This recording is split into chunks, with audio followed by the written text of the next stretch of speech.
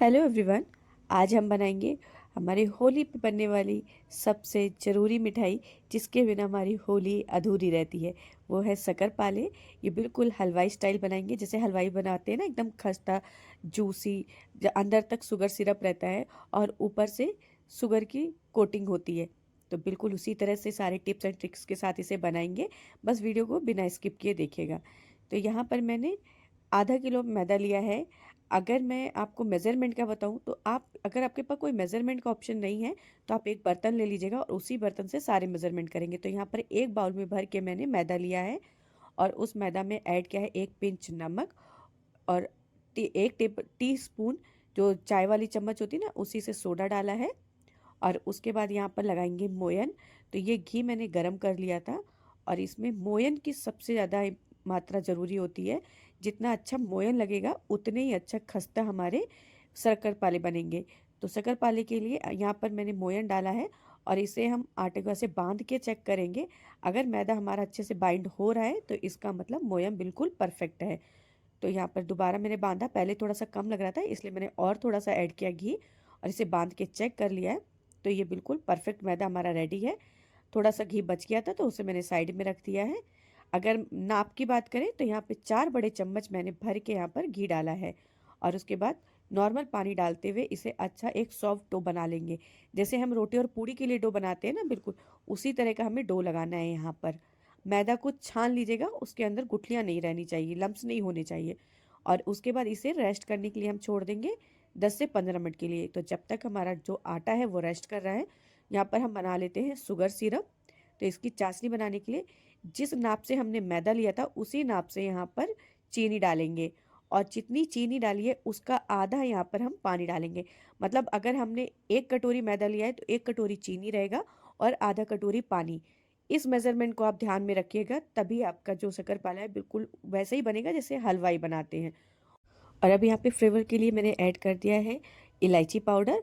आप रोज एसेंस या केवड़ा एसेंस भी डाल सकते हैं और इसे हम पका लेंगे जब तक इसमें एक तार की चाशनी न बन जाए। तो अभी मैंने यहाँ पे चेक किया, तो देखिए तार बन तो रहा है लेकिन टूट रहा है। इसका मतलब अभी इसे 2 से 3 मिनट के लिए हाई फ्लेम पे से हमें और पकाना है।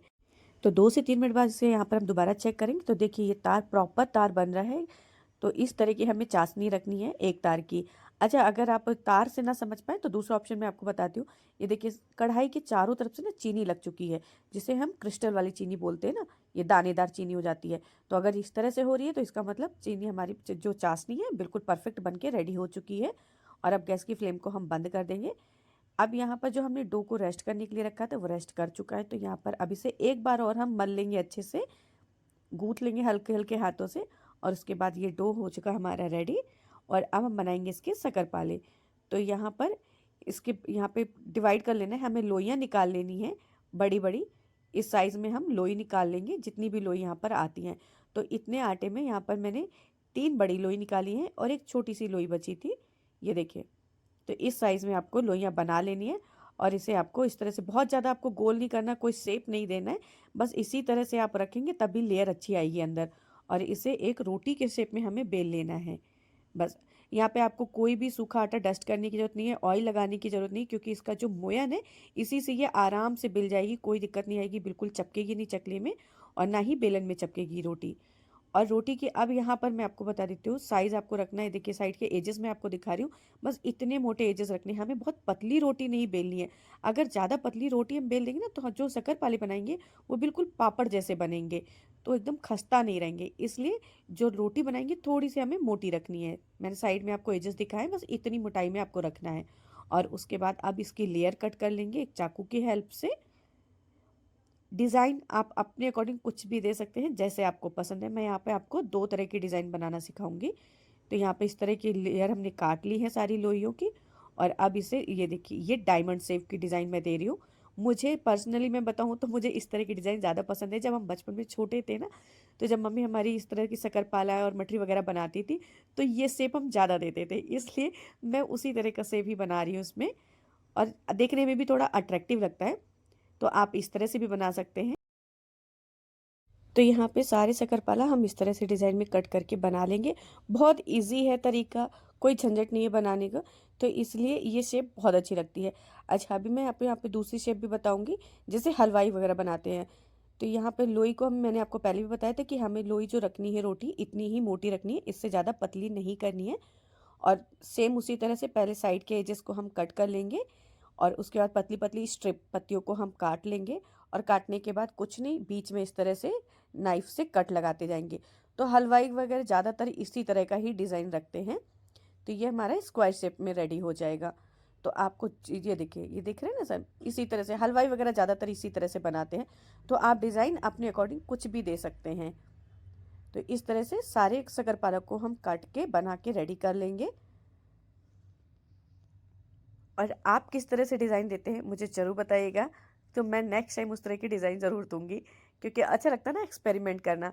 तो यहाँ पे सारे शकरपारा कट के हो चुके हैं रेडी। और अब हम करेंगे इन्हें फ्राई। तो तेल को यहाँ पे लो टू मीडियम पे हमें रखना है। तो यहाँ पर एक छोटा सा टुकड़ा डाल के आटे का हम चेक कर लेंगे कि तेल हमारा कितना गर्म है।